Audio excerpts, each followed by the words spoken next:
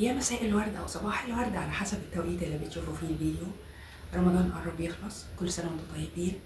هعمل معاكم قبل ما يخلص كنافه انا جربتها قبل كده بالكريم كراميل الجاهز، اللي هو الباودر. هنعمله مع بعض. الكنافه اهي انا بجيبها وبتلجها، وبعد كده بكسرها، بطلعها من الفريزر واكسرها، وبالسمنه بحمرها في اي سوتيسه او اي طاسه تيفال، اي حله عندكم، ولغايه ما يبقى لونها كده ذهبي.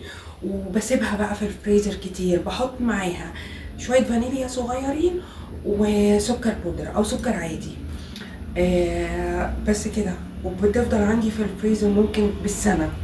هنا بقى انا عندي لبن اقل من نص كيلو، وعلشان انا عايزاه تقيل، وده ظرف الكريم كراميل انا هعمله من غير سكر، لان في سيرب للكنافه وفي شوكليت وفي كراميل من فوق هنزود بيه. فاحنا هنعمل مع بعض الكراميل، الكريم كراميل قصدي. هي وصفه تحفه، يعني من كام يوم ما استنيناش حتى لما تسقع، كلناها وهي سخنه كده، كان طعمها حلو قوي. فقلت ارجع بقى بفيديو كده بمناسبه رمضان، حاجه كده تغيير يعني، وحاجه خفيفه. على بال ما يغلي احنا هنحط مع بعض في الكاسات الكنافه. هنحط رق كنافه، رق كراميل، رق شوكليت.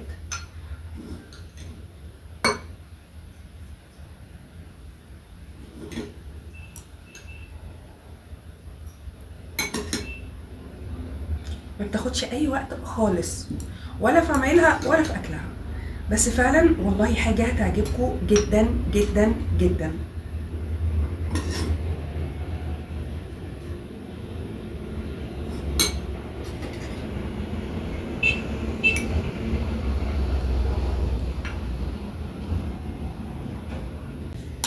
علشان خاطر انا بقلب علشان الشربات يبقى في الكنافه كلها.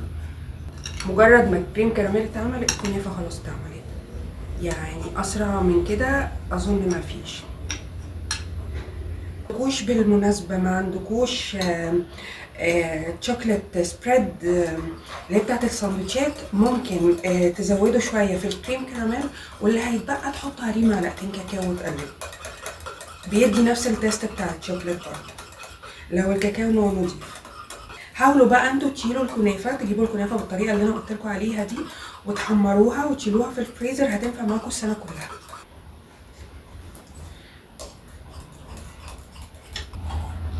سوري يا جماعه الفيديو فصل، والكريم كراميل فار، والمفرش اتبهدل والعين اتبهدلت، وهي كله زي الفل يعني. انا حطيت الكريم كراميل على الكنافه، وهنحط طبقه كنافه تاني،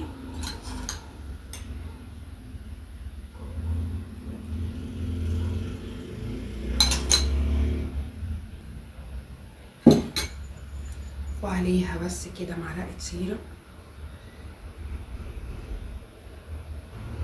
معلقه بسيطه مش زي ما حطينا اول مره، لان احنا هنحط عليها الشوكليت من فوق ولسه في كراميل، فايه الدنيا هتبقى سكريات فظيعه.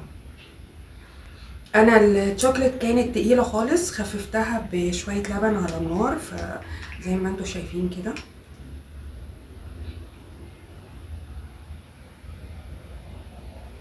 الولاد عندي بقوا مدمنين الكنافه دي حرفيا يعني. هنحط بقى في الاخر اخر طبقه كنافه وعليها الكراميل من فوق.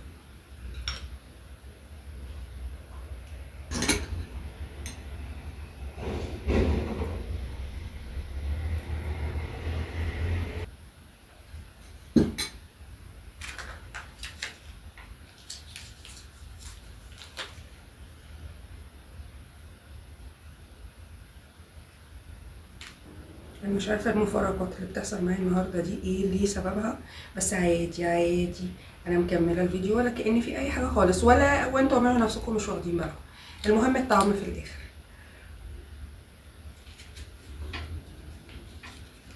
بالمناسبة الكنافة بتبقى طرية مش ناشفة علشان خاطر